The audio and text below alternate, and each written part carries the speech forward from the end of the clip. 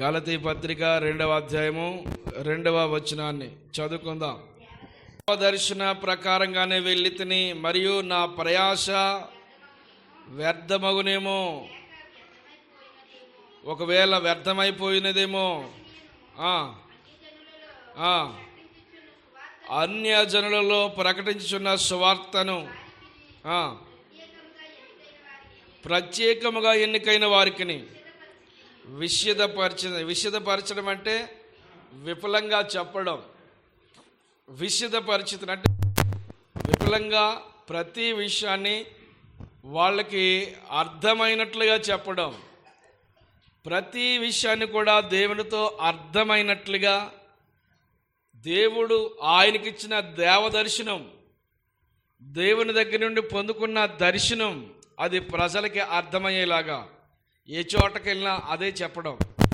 ఏ చోటకెళ్ళినా ఆయన ఎలా రక్షణలోనికి వచ్చాడో, ఎలాగ ఆత్మీయంగా దేవుని సన్నిధిలో ఎదుగుతున్నాడో, ఏ విధమైన దేవుని సమర్పించుకున్నాడో, లోకాన్ని, తనకున్న హోదాని అన్ని ఏ రీతిలో చూశాడో, దేవునికి వచ్చిన తర్వాత ఆయన సమర్పణ ఏంటో ఇదే చెప్తున్నాడు. దేవదర్శనం పొందుకున్న తర్వాత దేవదర్శన ప్రకారమే వెళ్ళి తిని అంటున్నాడు. దేవుని దర్శన ప్రకారంగానే అంటే మనిషి యొక్క నిర్ణయ ప్రకారంగా కాదు. దేవుని దర్శనము ద్వారా వెళ్ళే వ్యక్తి కొన్ని మార్లు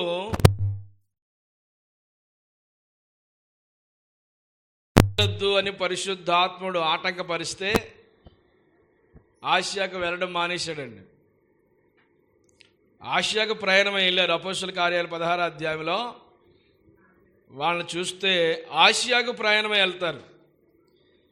ఆసియాకు ప్రయాణమై వెళ్తే ఆసియాకు వెళ్ళొద్దని పరిశుద్ధాత్ముడు ఆటంకపరిస్తే, ఆసియాలో వాక్యం చెప్పకూడదని పరిశుద్ధాత్మ వారిని ఆటంకపరిచినందున వారు ఫ్రుగియా, గలతియా మీదుగా వెళ్ళిరి. వారు ముషిదా దగ్గరికి వచ్చినప్పుడు మాసిదోనియా దేశస్థుడు అక్కడ వచ్చి తనకి సహాయం చేయవాలని వేడుకున్నట్లుగా దర్శనంలో అతను చూశాడంట. మాసిదోనియా దేశస్థుడు అక్కడ వచ్చి మాకు సహాయం చేయమని, అతనికి ఏం కలిగింది? దేవదర్శనం, మహిమ కలుగునుగాక అంటే ఆయన అనుకున్నాడు. అయితే ఈ యొక్క ఆసియాకు వెళ్లకుండా దేవుడు ఆటంకపరిచింది. ఎందుకంటే మాసిదోనియాకు వెళ్ళమని. ఇప్పుడు ఎక్కడికి వెళ్ళాలని దేవుడు పిలుపునిస్తున్నాడని అర్థమైంది దానికి. మాసిదోనియాకు వెళ్ళమని. మాసిదోనియాకు వెళ్ళమని దేవుడు దర్శనమిస్తే మాసిదోనియాని అతన్ని వేడుకుంటున్నట్లు దర్శనములో అతనికి కలిగింది. ఏం చేయమని? అమ్మా ఏం చేయమని? సహాయం చేయమని. నోటితో చెప్పండి. సహాయం. ఈయన దగ్గర ఏముంది సహాయం చేయడానికి? పౌలు గారి దగ్గర ఏమైనా ఆస్తులు ఉన్నాయా? ఏమన్నా బ్యాలెన్స్ ఉందా? ఆయన కలిగిందంతా సమస్తమును పెంట కింద ఎంచేసుకుని పెంట కింద బయట పాడేశాడు. పెంటను బయటే కదా పాడేస్తాం. ఆయన కలిగినన్ని పెంట కింద బయట పాడేశాడు. మరి ఈయన దగ్గర ఏముంది? ఏం సహాయం చేయగలడు ఆ వ్యక్తికి? ఏ సహాయం చేస్తే ఆ వ్యక్తికి మేలు కలుగుద్ది? ఏం సహాయం చేయగలడు? కేవలము దేవుని యొక్క వాక్యం చెప్పి ఆ వ్యక్తిని రక్షణలో నడిపించగలడు. అదే సహాయం చేయడం. ఆమేన్. మనం ఇతరులకి సహాయం చేయడం ఏంటో తెలుసా? ఒక వ్యక్తిని దేవుళ్ళకి నడిపించాలి. అదే ఇతర వ్యక్తులకి మేలు చేయడం. మేలు చేయడం అంటే ఎవరైనా మేలు అంటే ఏదో మనం అన్నీ వండుకుని పెట్టి లేకపోతే మనకు కలిగిందంతా వాళ్ళకి ఇచ్చేయడం కాదు. మేలు చేయడం అంటే ఒక వ్యక్తిని రక్షణలోనికి నడిపించడం, ఒక వ్యక్తిని పాపముల గురించి ఒప్పింప చేయడం, ఒక వ్యక్తిని నిజ దేవుని యొక్క రక్షణ వెలుగులోనికి నడిపించడం, ఒక వ్యక్తిని సత్యములోనికి నడిపించడం. ఇదే సహాయం చేయడం. మనం పొందుకున్న మేలు, మనం పొందుకున్న ఆశీర్వాదం, మనం పొందుకుంటున్న అనుభూతి ఇతరులకు పంచాల. మనము దేవునికి మహిమ కలుగునుగాక. హల్లెలూయా. యెహోవా మందిరమునకు జనులు వెళ్ళెదమని నాతో అనినప్పుడు నా హృదయము ఎంతో సంతోషించుచున్నది అంటున్నాడు. దేవుని మందిరంలో ఉన్న ఆనందం ఈ ప్రపంచంలో ఎక్కడికి వెళ్ళినా నీకు దొరకదు. అంత అద్భుతకరమైన ఆశీర్వాదము, ఆనందము దేవుని మందిరంలో ఉంటుంది. దేవుని మందిరాన్ని విడిచిపెట్టి చాలామంది ఇంటి దగ్గర ఉండిపోతారు. ఇప్పుడు చాలామంది ఉండిపోయారు కదా. రేపు ఆదివారం చూడండి, పెద్ద భక్తి పేరులాగా వచ్చేస్తారు. రేపు ఆదివారం ఎక్కలేని భక్తి అంతా, మరి అనుదినం ఏమైపోతుంది ఈ భక్తి. అలాగంటే రానోళ్ళకి ఏమవుతుంది ఇప్పుడు? పాపం. భక్తి అంటే ఆదివారానికి పరిమితం కాదు, కోపం రావాలని మాట్లాడుతాను నేను. ఆమేన్. కోపం వచ్చి కాస్తనే రోషంగా బ్రతకాలని, అర్థమైందా? ఆదివారం వల్లమాల భక్తి వచ్చేద్దండి, ఆదివారం ఎక్కలేని భక్తి వచ్చేద్ది. ఆదివారం చూడండి ఇంకా మా అంత భక్తి పేరు లేనండి. మరి మిగతా రోజులు ఏమైపోతుంది భక్తి? భక్తి అనేది ఒక రోజుకు సంబంధించింది కాదు, మందిరం అనుభవం అనేది ఒక రోజుకు సంబంధించింది కాదు. చావైనా బ్రతుకైనా దేవుని మందిరంలో ఎదిగే అనుభవం కావాలి. దేవునికి స్తోత్రం కలిగాక. ఆయన మందిరంలో పరిచయం చేయాలి. ఇంతవరకు మిమ్మల్ని అడుగుతున్నాను, దేవుని మందిరంలో ఏమైనా పరిచయం చేసిన ఆనవాళ్ళు మీకు ఉన్నాయా?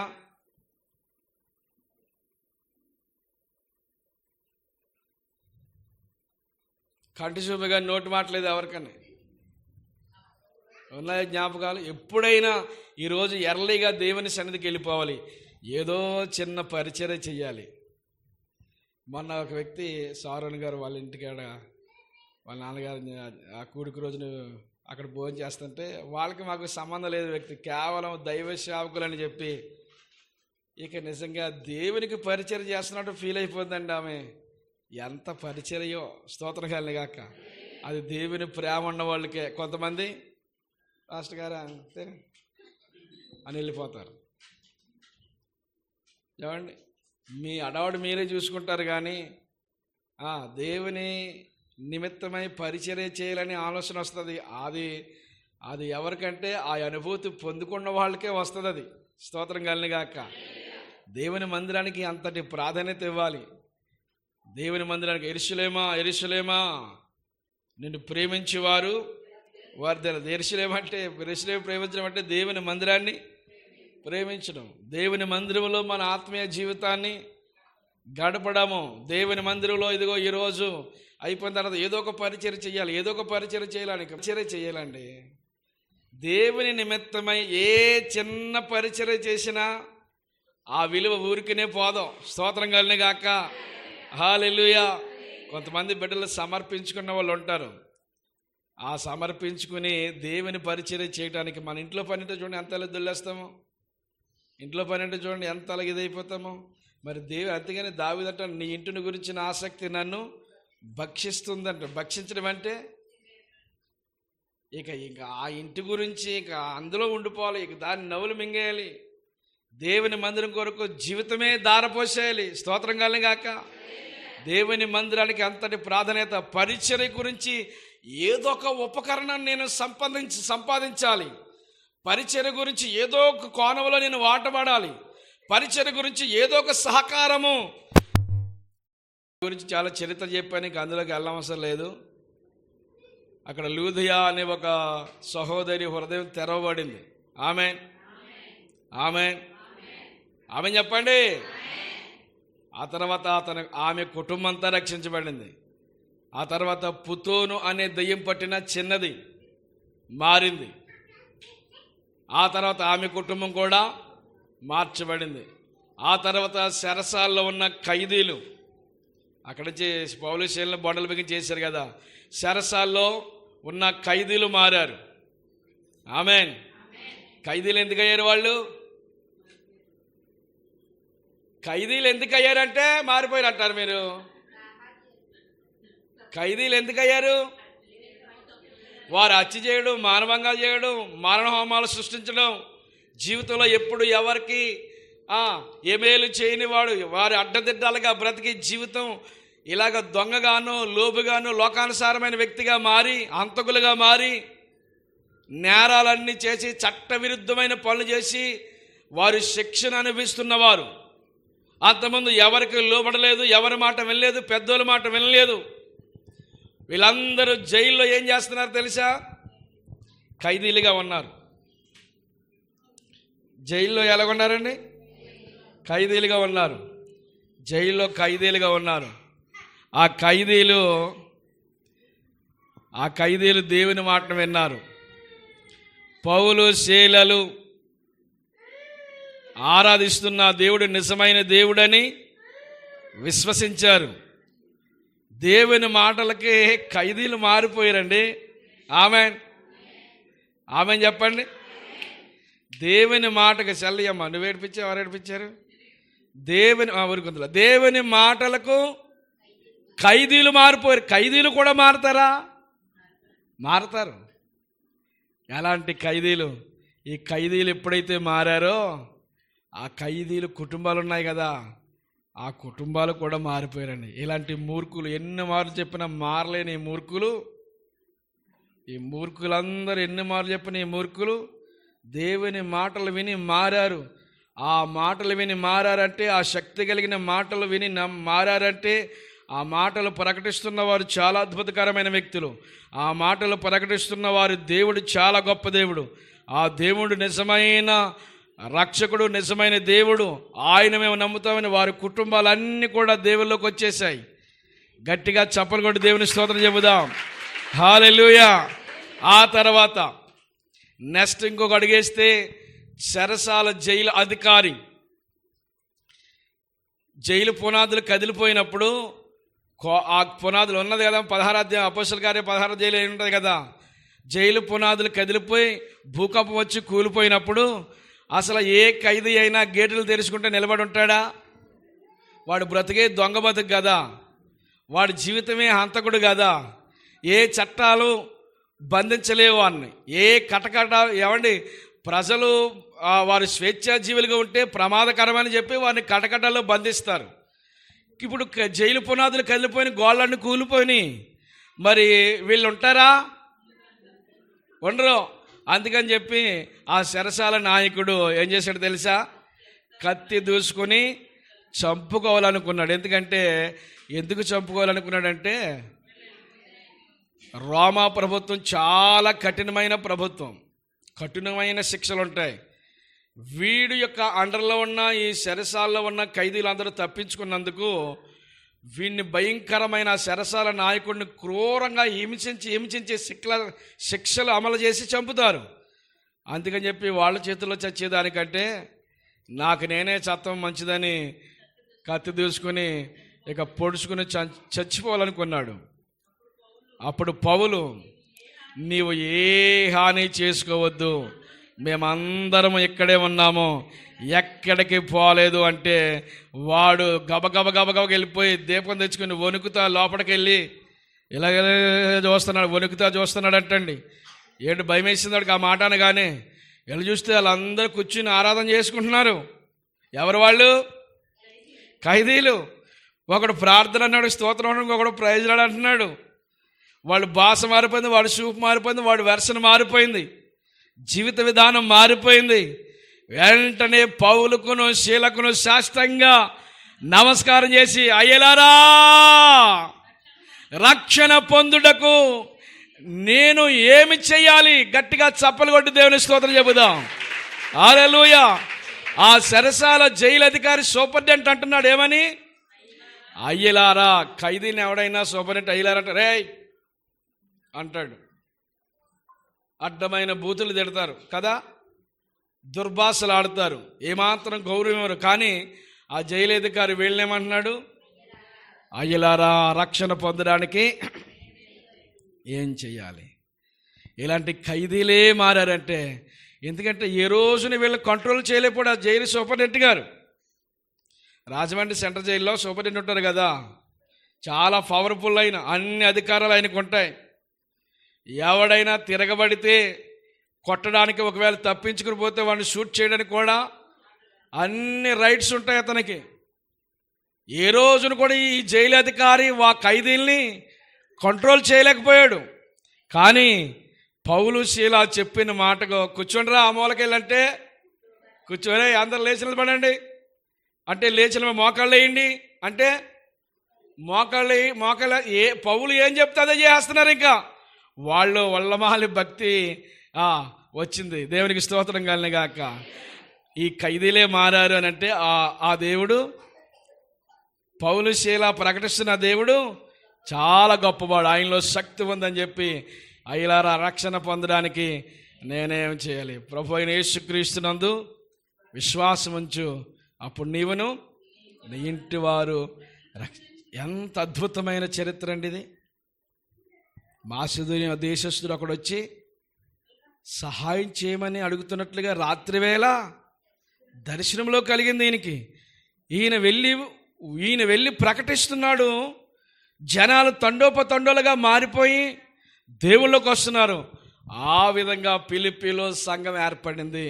ఈ మారిన ఒక్కొక్క గుంపు, ఒక్కొక్క కుటుంబం సుమారు 100 మంది అయిపోయారు. వీళ్ళందరూనే అక్కడ సంఘం అయిపోయింది.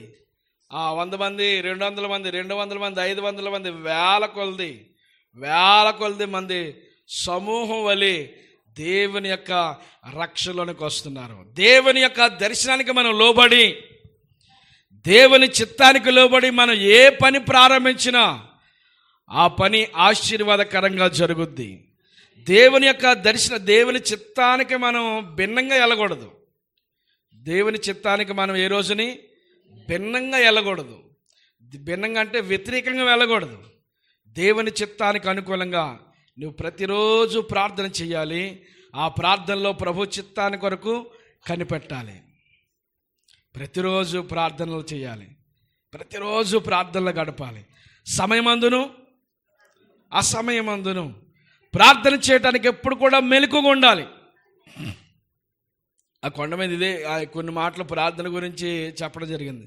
యేసుక్రీస్తు ప్రభు వారు పెందలకాడే ఒలివల కొండకి వెళ్ళిపోయాడు అంటండి. ఆమె ఎక్కడికి వెళ్ళిపోయాడు? ఒలివల కొండకి. పగలంతా పరిచయం చేసి రాత్రంతా ప్రార్థనలో గడిపేవాడు. ఆయనకి ఏం కర్మ? రాత్రంతా ప్రార్థనలో గడిపేవాడు.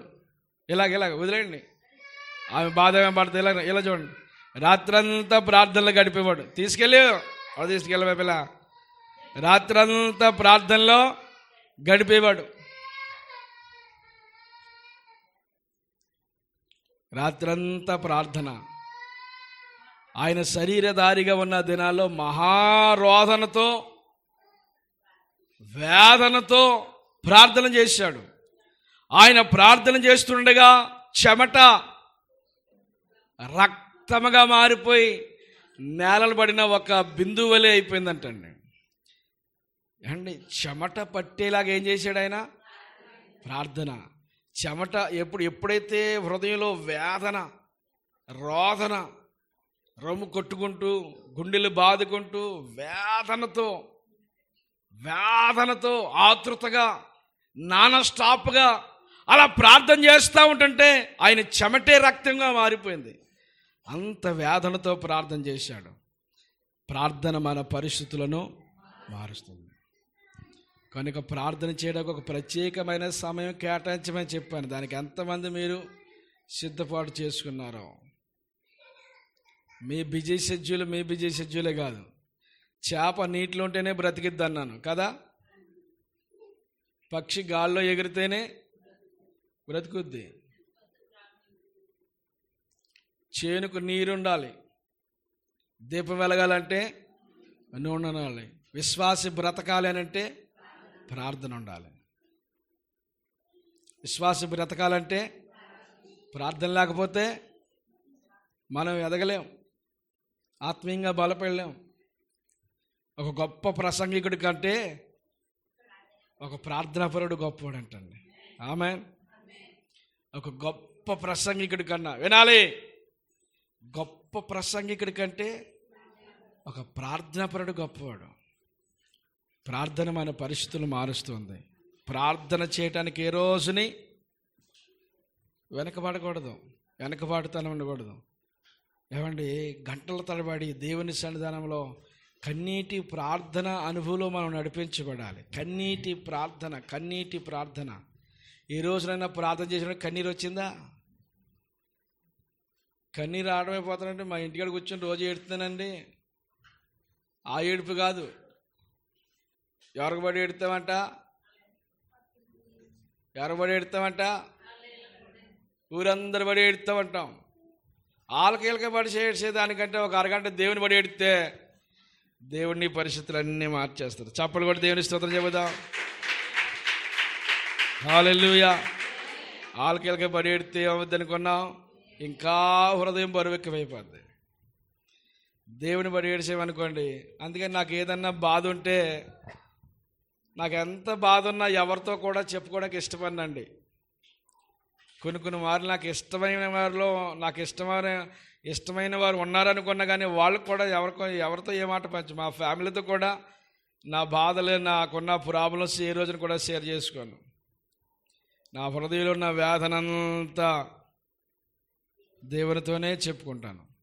నన్ను ఎవరు బాధ పెట్టినా, ఎవరు ఏమన్నా, ఎవరి విషయంలో నేను దుఃఖపడినా, నాకు ఏ విషయంలో వేదన అనిపించినా ప్రతి విషయాన్ని దేవునితో చెప్పు. నన్ను ఎవరైనా ఏమన్నా అన్నారనుకోండి, ఆ మాట నాకు వినపడింది అనుకోండి, ఎవరితో చెప్తాను? దేవుడితో చెప్తా. దేవుడు తొక్కలు తీసేస్తాడు ఒక్కొక్కరు. నన్ను నిన్నంతే, నిన్ను ఎవరన్నా ఏమన్నారా? ఏం చేయాలి? ప్రభువా చూడు తండ్రి, ఆగలేకపోతున్నాను అని ఒకసారి చూడు ప్రభువా, నువ్వు ప్రార్థన ఆలకిస్తావు కదయ్యా, నా హృదయం చాలా వేదనగా ఉంది, కొన్ని పరిస్థితుల్లో నేను జయించలేకపోతున్నాను, నీవే నాకు సహాయం చేయి తండ్రి, నా హృదయంలో నా వేదన తొలగించు. పరిస్థితులు ఇదిగోని దేవుని సన్నిధానంలో మనం ప్రతి మాట ప్రభుతో చెప్పుకుంటే మన ప్రార్థన దేవుడు ఆలకించేవాడు మనకున్నాడు. మన బాధలన్నీ ఎవరితో చెప్పుకోవాలి? మన కన్న తండ్రితో చెప్పుకోవాలి. నీ రోగం ఉన్నా, నీకు అవసరతలున్నా, అప్పులున్నా, ఇబ్బందులున్నా, కుటుంబ సమస్యలైనా, బలహీనతలైనా, ఏమైనా దేవునితో చెప్పుకోవడానికి ఒక అవకాశం దేవుడు మనకి ఇస్తున్నాడు. దేవునికి మహిమ కలుగునుగాక. దేవుని సన్నిధానంలో మన హృదయం ఎలాగుంది, మన జీవిత పరిస్థితులు ఎలాగున్నాయి ఒక్కసారి మనం ఆలోచన చేసుకోవాలి. దేవుని యొక్క చిత్తానికి మనము మించి ఏ రోజును కూడా బయటికి వెళ్ళకూడదు. ఈ రోజంతా దేవుని చిత్తానుసారమైన కార్యక్రమంలో మనం ముందుకు వెళ్ళాలి. దేవుని పరిచయ కొరకు ప్రాణాలైన అర్పించడానికి ముందడిగిలో ఉండాలి.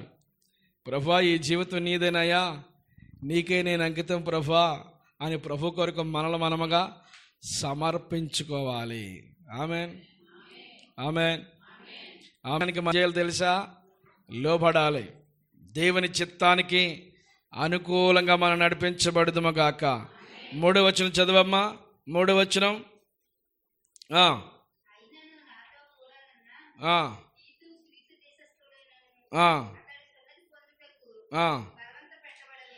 సున్నతి పొందడానికి బలవంతం పెట్టబడలేదు. చాలు. సున్నతి పొందడానికి అతను నేనేం చేయలేదు అంటున్నాడు. తీతు ఎవడు? గ్రీసు దేశస్థుడు అయినను. తీతు ఎవరండి? గ్రీసు దేశస్థుడు. సున్నతి అంటే ఆచారం. సున్నతి అంటే ఆచారం. కొంతమంది ఆచారాలకి, సాంప్రదాయాలకి ప్రధానమైన స్థానం ఇస్తారు. ఆచారాలు మన పూర్వకాలం నుంచి వస్తున్న ఆచారాలు ఉంటాయి. ఆచారాలు ముఖ్యం కాదు, ఆత్మీయత ముఖ్యం. Amen, amen. వారికి ఏం కావాలి? ఆచారాలు కావాలి. విశ్రాంతి దినాన్ని ఈయన స్వస్థపరుస్తున్నాడు. పని చేయగలిగిన 6 దినాలు మనకున్నాయి కదా. విశ్రాంతి దినాన్ని ఎందుకు స్వస్థపరచాలి అని యేసుక్రీస్తు ప్రభు మీద కంప్లైంట్ ఇచ్చారు. విశ్రాంతి దినం వారి ఆచారం అది. వాళ్ళకి అప్పుడు ఆయన అన్నాడు, విశ్రాంతి దినాన్ని ఒక గొర్రె పిల్ల గోతులో పడిపోద్ది, ఆ గోతులో ఉండి చత్తే చావనని వెళ్ళిపోతావా, లేకపోతే దాన్ని లేవనెత్తుతావా అంటే లేవనెత్తుతాం. మరి వీడు పుట్టినది మొదలుకొని వీడు గుడ్డోడుగా ఉన్నాడు, వాడు బాగుపడ్డాడు. అది విశ్రాంతి దినం ఏంటి, ఇంకో దినం అయితే ఏంటి? ఏ రకము చేతనైనా కానీ వీడు బాగుపడితే మంచిది కదా. ఆడు బాగుపడితే ఆడి కుటుంబానికి మేలు జరుగుతుంది కదా. మరి అది విశ్రాంతి దినమే ఎందుకు జరగాలంటే, విశ్రాంతి దినం అయితే ఏంటి? వాడు బాగుపడ్డాడు కదా. పుట్టినదిని మొదలుకొని వాడు గుడ్డోడుగా బ్రతికాడు, యవన వయసులోకి వచ్చాడు. వాడు వయసు వచ్చిన వాడు కళ్ళు ఎలాగొచ్చాయో అన్నీ అడగండి అన్నారు వాడు తల్లిదండ్రులు. వాడు వయసు వచ్చిన వాడు వాడి గురించి వాడు చెప్పుకోగలడు. వాడిని అడగండి అంటే వాడు అడిగితే అసలు నీ కళ్ళు ఎలాగొచ్చినాయిరా అంటే ఏమో నాకేం తెలుసాయా, ఆయన ఎవరు వచ్చారు, నజరేడు అంట, ఆయన పేరు యేసు అంట, నువ్వు గోరాలని నువ్వు అనుకుంటున్నావంటే నాకు ఇష్టమే అన్నాను, అయితే నువ్వు దృష్టి పొందన్నావు అన్నాడు. నాకు చూపు వచ్చింది అంటే ఆడు మాట నమ్మక తల్లిదండ్రుల దగ్గరికి వెళ్ళారు. నిజంగా ఆడు పుట్టినది మొదలుకొని నుంచి గుడ్డోడుగా ఉన్నాడా అంటే అవునయ్య వాడు గుడ్డోడుగానే పుట్టాడు, కానీ ఇప్పుడు ఆడు ఎలా స్వస్థ పొందాడో అది మాకు తెలియదు, వాడిని అడగండి అని వాళ్ళు అంటున్నారు. ఏమండి ఎన్ని ఆడు గుడ్డోడుగా బ్రతికినప్పుడు ఒరే ఎవడో వచ్చి ఆడికి ఈ మత నాయకులు కానీ మత పెద్దలు కానీ ఈ ఆచారబద్ధమైన వ్యక్తులు కానీ ఎవరు కూడా వచ్చి వాళ్ళకి సహాయం చేయలేదు. వాడు బ్రతుకు బాగుపడితే చాలు. ఇప్పుడు ఎవడైనా ఒక వ్యక్తి బాగుపడి ప్రార్థన కోసం ఎన్ని కంప్లైంట్లు వచ్చేస్తాయో అప్పటి వరకు పట్టించుకునే వాళ్ళు ఎవరు ఉండరు. మనల్ని దేవుళ్ళకి వచ్చిన తర్వాత అనేక రకమైన వ్యక్తులు కంప్లైంట్లు, అనేక రకమైన ఫిర్యాదులు, ఒకరి తర్వాత ఒకరు. ఇంతకుముందు వీళ్ళందరూ ఏమయ్యారో మనకు తెలియదు. మనం బాగుంటే మనం ఎన్ని బాధలు పడినా ఎన్ని కష్టాల్లో ఉన్నా మనకు సహాయం చేసేవాడు, వాదార్చేవాడు, ఈ స్థితిలో ఉన్నవేటని అడిగేవాడు ఎవడలేడు. ఆ గుడ్డోడిని అంతకుముందు ఏరా బాబు నీ బ్రతికి ఇలాగ అయిపోయింది, ఈ మత పెద్దలు ఒకడు కాకపోతే ఒకడని వచ్చి ఇది కొద్దిపాటి సహాయం తీసుకుని నీవు నీ కుటుంబం బ్రతుకు అన్నవాడు ఎవడలేడు. పుట్టినది మొదలుకొని వాడు గుడ్డోడిగా బ్రతుకుతూ వాడి జీవితంలో అలాగా ఎన్నో రోజులు భిక్షం అడుక్కుంటూ జీవితాన్ని గడిపినవాడు. ఈరోజు వాడు బ్రతుకు బాగుపడింది. దేవుని స్తోత్రం కలిగిన గాక. ఒక వ్యక్తి బాగుపడడం కంటే వీళ్ళ ఆచారాలే కావాలి. ఈరోజు నువ్వు ఆచారబద్ధమైన క్రైస్తవులుగా ఉన్నావా, ఆత్మీయమైన క్రైస్తవులుగా ఉన్నావా? కంటి చూపుగా నోటి మాట లేదు. ఎలాగ ఉండాలి? ఆత్మీయ ఇక ఈ క్రైస్తవులకి ఇక ఇల్లు కట్టడం ప్రారంభించిన ఇంకెక్కడ లేనన్ని ఆచారాలు అన్నీ వచ్చేస్తాయండి. ఎక్కడ తేలిపోతున్నారు క్రైస్తవులు? ఇల్లు కట్టేటప్పుడు లేనిపోయిన ఆచారాలన్నీ వచ్చేస్తాయి. పెళ్లి చేసేటప్పుడు లేనిపోయిన ఆచారాలన్నీ వచ్చేస్తాయి. ఇంకోటి ఎప్పుడు చచ్చిపోయినప్పుడు లేనిపోయిన అన్ని ఆచారాలు వచ్చేస్తాయి. 3వ రోజు అంటారు, 5వ రోజు అంటారు, 7వ రోజు అంటారు, 11వ రోజు అంటారు, 13వ రోజు అంటారు, 15వ రోజు అంటారు. ఇంక ఏ రోజులు లేవట్టు ఒకడు 21వ రోజు ఎట్టాడు, చచ్చారు జనం. అప్పుడు మంచి రోజులు ఈ ముందు దొరకలేదంటాడు. ఇక రోజులు 21వ రోజు ఎట్టాడండి. 21 రోజు వరకు గడ్డలు గీసుకోకుండా, మాసిపోయిన బట్టలు దిక్కోకుండా, ఇల్లు కడుక్కోకుండా ఆచారాలు పట్టుకొని ఉంటే ఇల్లంతా మురుక్కంపు, ఏ ఇంట్లోకి వెళ్ళినా కంపే. మరి ఆ దినం వరకు చేసుకోరంట పనులు. కొంతమంది ఆచారబద్ధమైన క్రైస్తవులు, ఎవరెలా క్రైస్తవులు, అవన్నీ మనం పాటించుకోవాల్సిన అవసరం లేదు. ఆయన ప్రభు దగ్గరికి వెళ్ళిపోయాడు. అసలు ఆయన మనిషి లేనప్పుడు ఇక ఆచారాలు ఎందుకండి? ఆయన ఎక్కడికి వెళ్ళాడు? ప్రభునందు మృతునొందిన మృతులు ధన్యులు. స్తోత్రం కలిగాక. అందరి స్తోత్రం చెప్పండి. ఎవరు ధన్యులు? ప్రభునందు మృతునొందిన మృతులు ధన్యులు. ఇంకెందుకు? వారు ప్రయాసాలు మాని, చెప్పండి, వారు ప్రయాసాలు మాని. అదేంటి ఎవరు చెప్పట్లేదు? చెప్పండి. రావు మీకు అయితే బాగొచ్చు. లోక సంబంధమైన సామెత ఒక చిన్న ఊత పదం ఇచ్చి వదిలేస్తే మొత్తం అందరూ గొల్లెత్తుగా అందేసుకుంటారు. అదే దేవుని మాట ఇచ్చి వదిలితే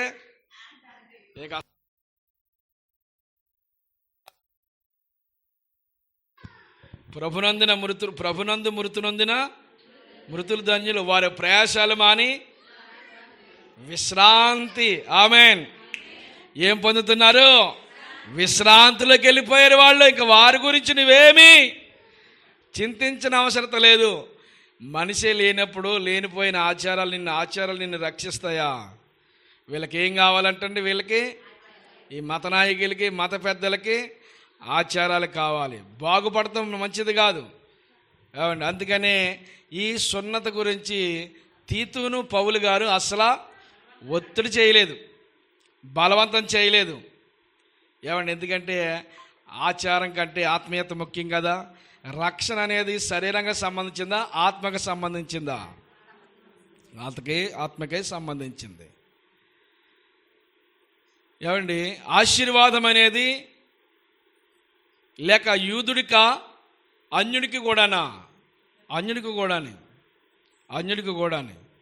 కేవలం విశ్వాసం అనేది యూదులకే అని ఎక్కడా లేదు.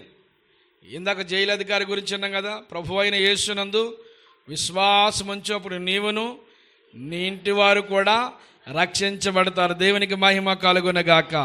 కనుక దేవుని యొక్క రక్షణలోనికి మనం వెళ్ళడానికి ఆచారాలు ఏం మనకు అడ్డు రావసరం లేదు.